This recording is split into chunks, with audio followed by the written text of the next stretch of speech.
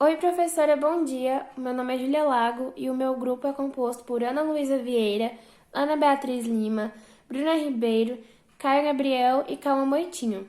O nosso tema foi Guerra Civil. A Guerra Civil teve início com a morte da Rainha Elizabeth I em 1603. Graças a isso, a dinastia Stuart conseguiu assumir o poder, tendo como seu primeiro monarca Jaime I.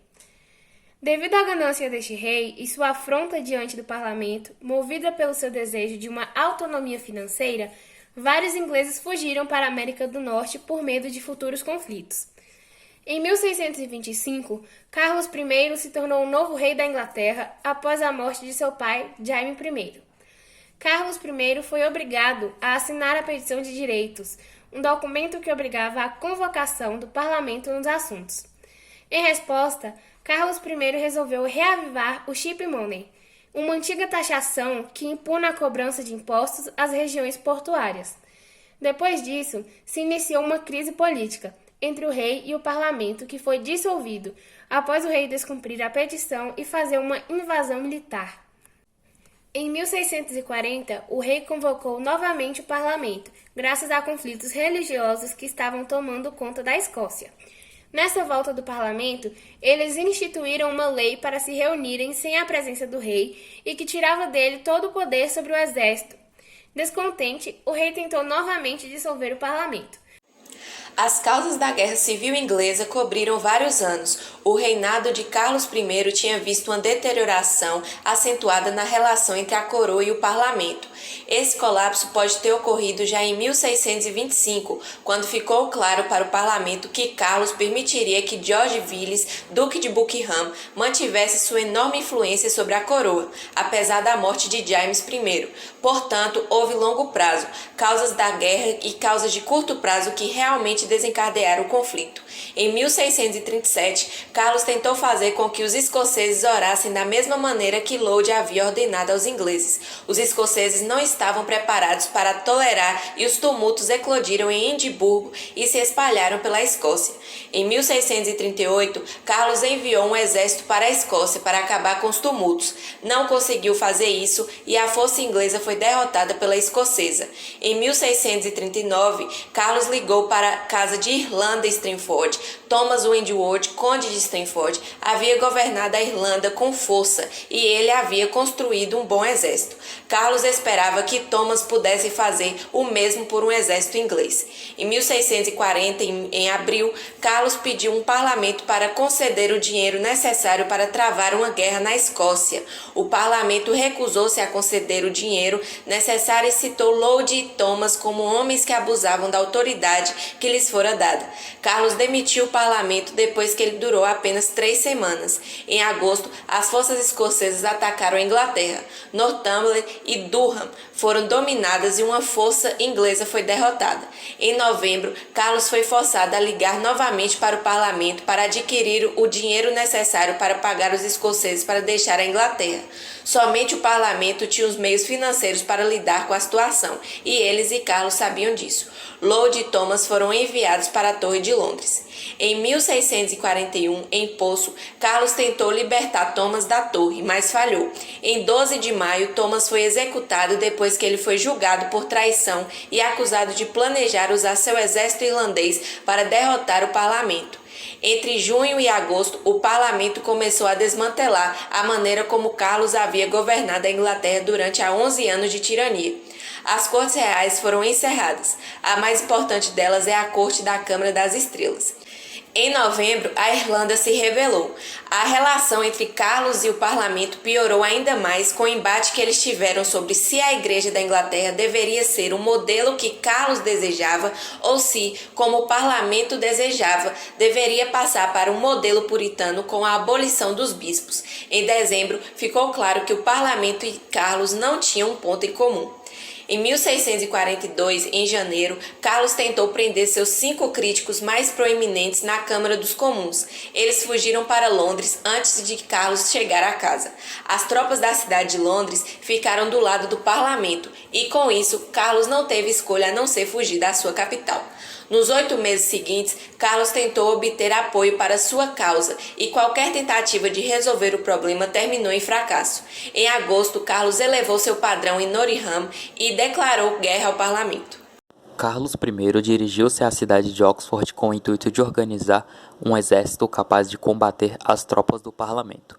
Para isso, contou com o apoio da nobreza, do alto clero e de grandes burgueses.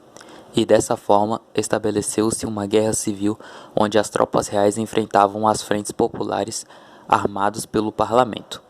Esses populares, de maioria calvinista, formaram um grande exército que via na luta um meio de superar suas dificuldades econômicas, e ficaram conhecidos por cabeças redondas.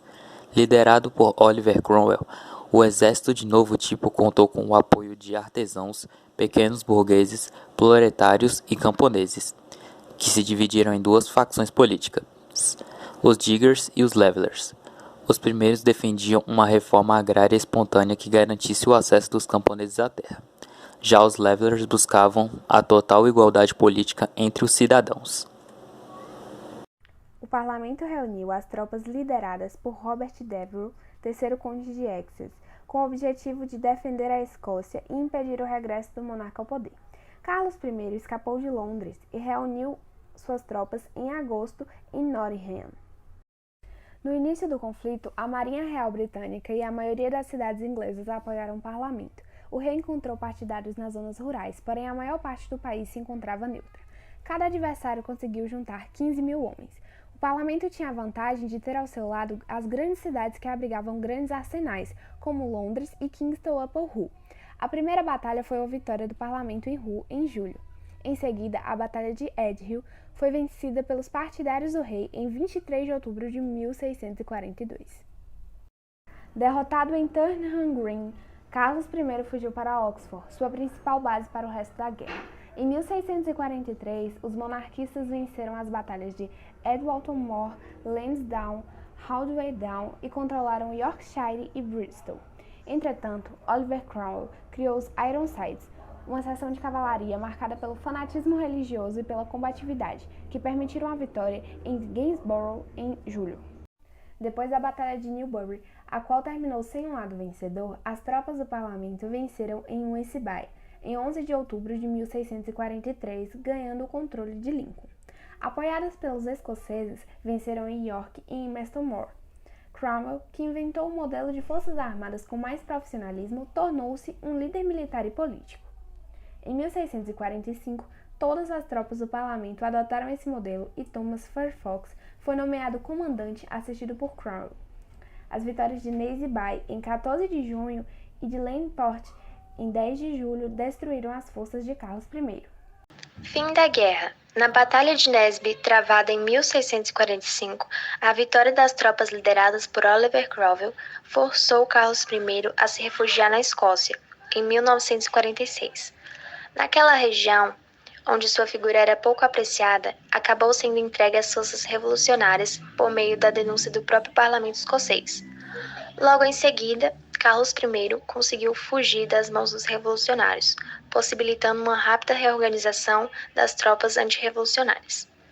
Sem recursos, o rei buscou refúgio na Escócia em 1646. É o fim da Primeira Guerra Civil.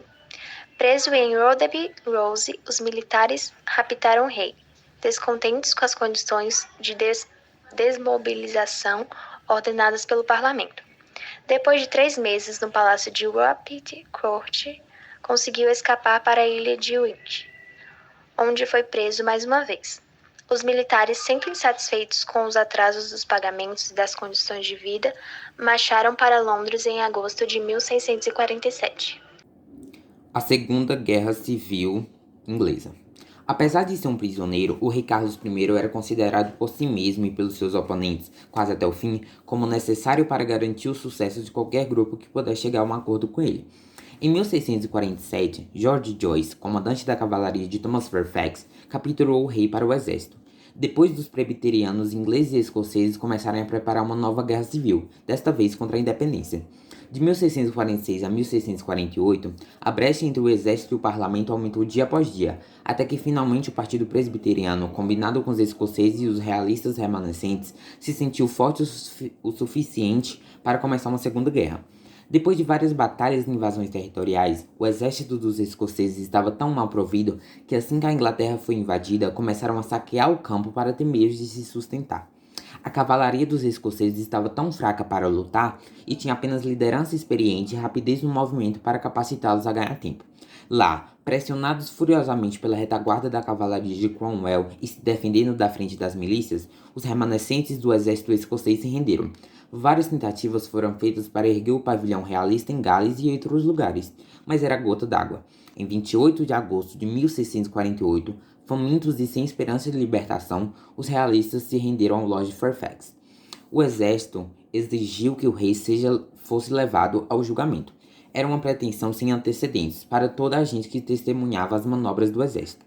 Como os lords se recusaram a iniciar tal julgamento, parte dos comuns, nomeadamente a minoria puritana, instauraram uma corte de justiça, formada por 135 julgadores, com poucos advogados e nenhum juiz.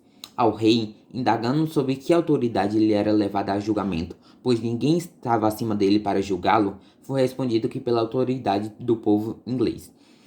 Carlos I, assim como os parlamentares moderados, não consideravam o julgamento constitucional. Por isso, durante o julgamento, o rei não apresentou defesa.